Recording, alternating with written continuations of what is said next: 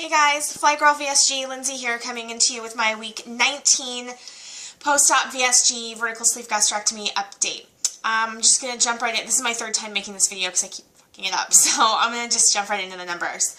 I started the 2-week pre-op diet in November 2013 at 301.2. My day of surgery weight December 5th was 291.8. Last week I weighed in at 231.4.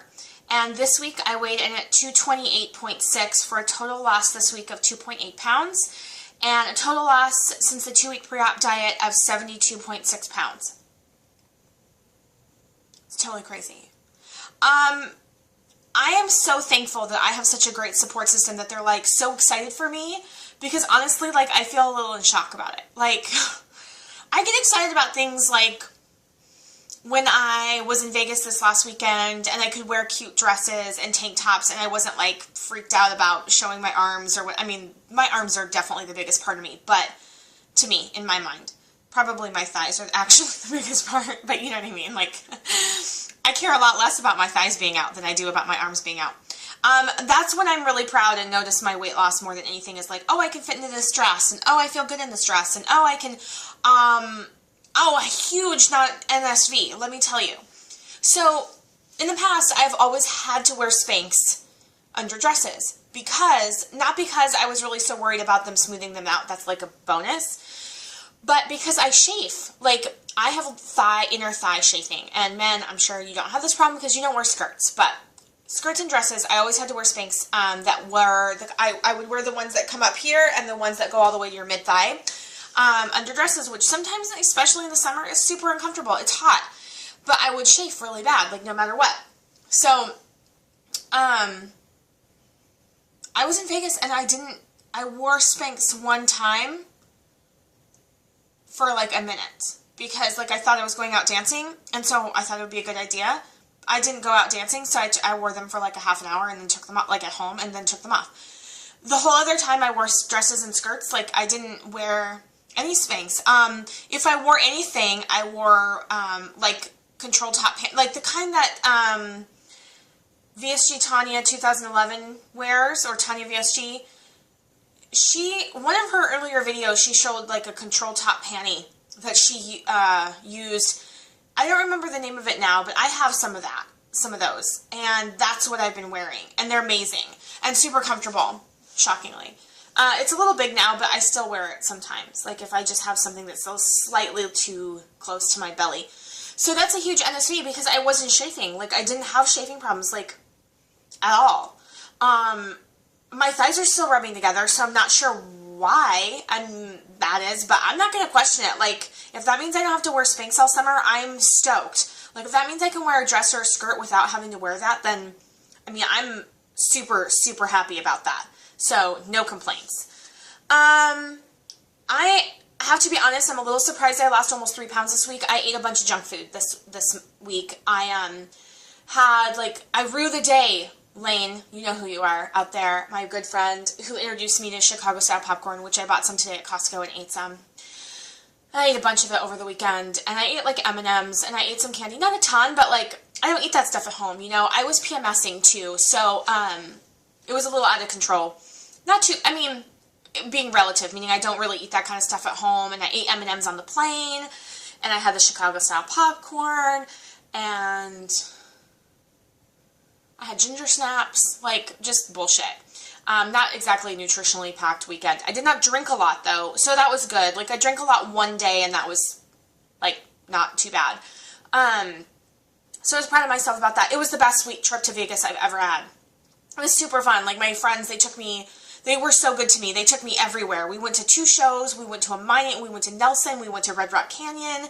We went to, like, Las Vegas. Like, we did so much stuff. I'm sorry I keep tweaking my neck. I threw my neck out on Wednesday last week, and even though it's Thursday this week, and I've had cupping and I've had chiropractic, massage, and cupping done on my neck, even while I was in Vegas. It was so bad.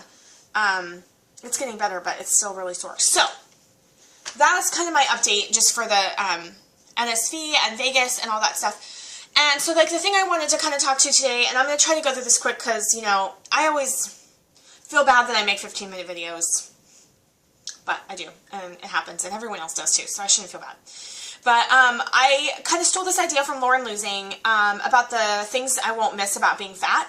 And some of these things I still have, and some of them I don't have anymore. So some of them are already successes, and some of them are things that are still in process. But I thought it was a good idea to go back to this, especially when, like, I feel like eating junk food, or I feel like, you know, the other day I was in the grocery store yesterday, and I actually stopped and almost bought one of those Hostess cupcakes.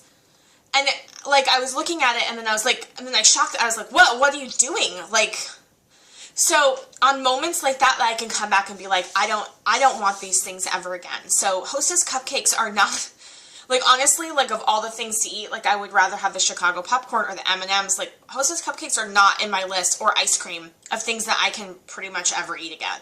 Like, ice cream, maybe if, like, coconut milk ice cream, but regular ice cream, it makes me sick, and I cannot eat a half cup of it. I can shockingly eat a cup of coconut milk ice cream. I cannot eat a half cup of regular size milk. I cannot do it. So, to go back to my list and be like, okay, you know, my good friend Go Teams VSG, she said the other day a quote on her video, which is so apropos, and she said it best, and I've really been thinking about it a lot, which is discipline is giving up what you want now for what you really want. And sometimes putting that Hostess cupcake feels really fucking impossible. And I know you guys know what I mean. Or whatever it is. You know, it feels really impossible not to go back for a second piece of cheese when I don't need it, I just want it. Or whatever. To look at the list and be like, you know, I can't attest for anyone else. For me, it's a fine line. It really is. You know, it's a tightrope walk. So, let me go through this. There's quite a few things here, but some of the things I won't miss about being fat. Shopping in plus-sized stores. I have not shopped pretty much since I started this process, so I don't know if I'm out of plus-size stores. I'm assuming I'm still about a 16. I'm not in a 14 yet, except for in a couple tank tops. So, sorry, I got caught on a drawer down here. Okay, I gotta stop fidgeting. But the day that I can officially go and buy like a size large or like a 14 in any store is the day I tear up my Lane Bryant card. And I'm so excited about that. So I have been really lucky to have a ton of hand-me-downs. Thank you, everybody who's giving me hand-me-downs. And I'm wearing hand-me-down today, by the way. Isn't this cute? My friend Christine, my sleeve sister, gave this to me. Anyway, it smells like perfume, even though I dry cleaned it. It smells like you, Christine.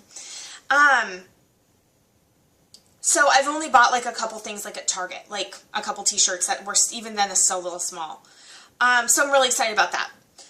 Mobility, like having my belly not get in the way of things. Like, I've always been able to bend over and touch my toes at any size, but I definitely noticed like sitting is easier, crossing my leg, you know, well, crossing my legs comes down later, but sitting with my knees up against my chest or with my legs up, like working out has made a huge difference. Like, I can do a ton of things a lot easier now than I could before.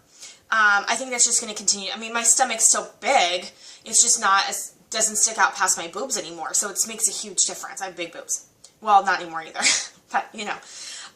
Barely fitting into an airplane seat and seatbelt. So this was my first airplane ride in Mexico since I had surgery. So not only did I fit in the seatbelt, but I had like this much seatbelt that I could pull tight. This much. Like, that's a lot for me. I'm super proud of that. I can't wait until I don't feel like I need the armrest. Like, I was still kind of pouring over the seat a little bit, but not like it was, for sure. Having a chin, you know, everyone can tell the difference in my face. I can't. You know, when one of my friends, like, gosh, 2 months out, she was like, oh my gosh, go back to your first videos. You can really tell. I can't tell the difference in my face. I still think, like, in the videos that I make and, like, some photos, my face looks still really round. Definitely rounder than it was when I was this weight a few years ago. So I'm hoping, you know, eventually, well, without pulling on my actual lips, that, like, some of this roundness will go away. I only have a moderately round face. Like, my face isn't that round. It's just, like, a little round. So I'm excited to have a chin again, which I don't feel like I have much yet. I still have a little bit of double chin. crossing my legs comfortably, which I can do now. Crossing my legs under the table. Okay, so let's say you're out to eat, and I see people cross their legs under the table all the time. I tried to do it last night, Cam, not quite there. So that's a goal, and something I won't miss about being fat is not being able to cross your legs or at all, much less under the table. I'm looking forward to having increased stamina with exercise. Which I've noticed a little bit already. I mean, some of it has been slow going for me, just recovering from surgery itself. I finally feel a little bit more energetic, but as I start hiking, like I went on a hike, I think I told you guys like a month and a half ago or so, and that was amazing. I can't wait to do that again. And I think just carrying 73 pounds less of me up a hill is going to make a huge difference in my ability to go. Not just my overall fitness level, but carrying less of me. Because I've always been pretty fit, so I'm excited for that.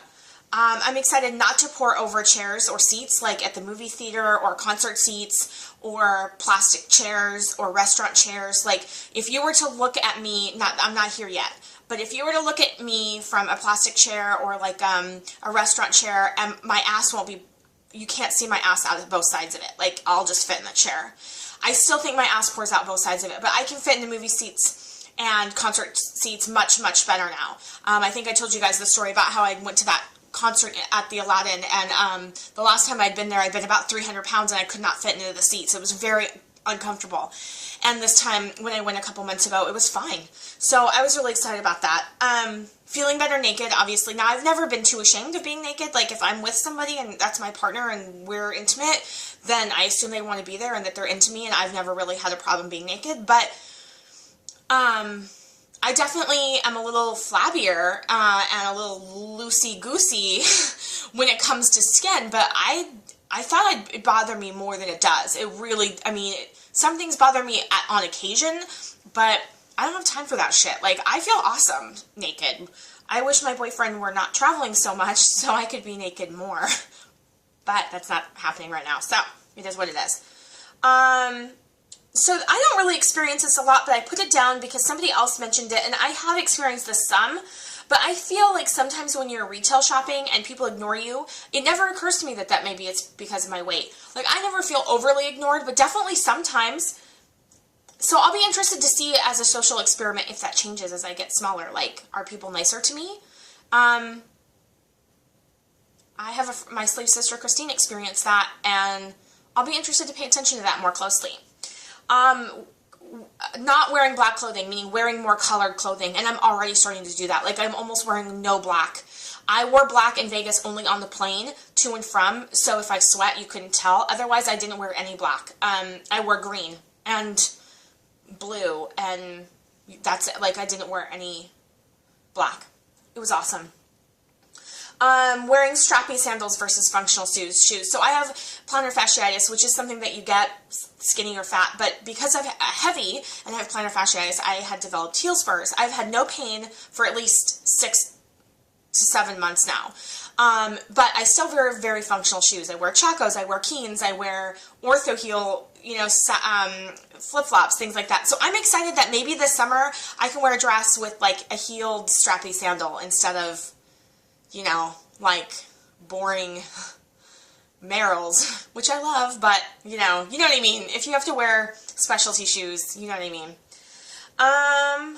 Wearing knee-high boots. I have enormous legs. Like, I have tree trunk legs, and they don't really bother me, but I'm not sure if that's a realistic goal. If I can wear knee-high boots that have a little stretch to them, that may be a little bit more realistic. But I would still love to be able to wear knee-high boots someday, so we will see.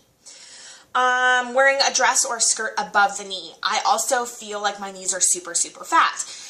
So I never wear, even shorts I wear at the knee or capris. Like, I never wear shorts or anything above the knee. I hope that in another 50 or 60 pounds, that I'll be able to wear a skirt above or shorts above the knee. We will see. But that is a goal. That is not to feel like I have to wear something below the knee.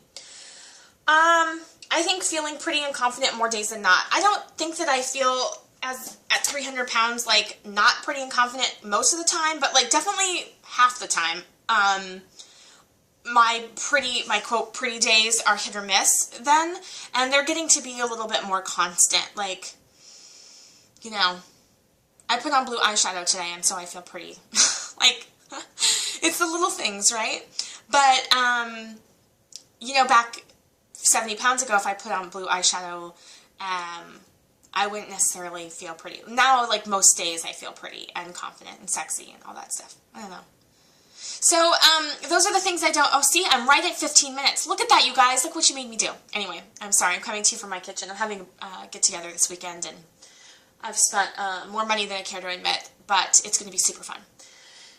And I'm going to clean some glasses and hard-boil some eggs for deviled eggs and do some prep work tonight because Saturday's going to be busy. So anyway, that's my update for you guys. I hope you've had a great week. I am remiss to be home. It is rainy and gray here in Portland, and it was sunny and 85 and dry and beautiful in Las Vegas. So I guess we'll see. I'll be there at the end of May again, so I'm sure it'll be like 400 degrees then, and I'll be miserable. But but I'll be wearing tank tops and skirts, so I'm sure it'll be much better. Alright, you guys, keep it fly out there, and if you have any other video ideas that you want me to make in the upcoming weeks, I have a couple for the next few weeks, but anything else you guys want to talk about or any questions that you have, or whatever, let me know. Have a great week. Keep it fly. Bye!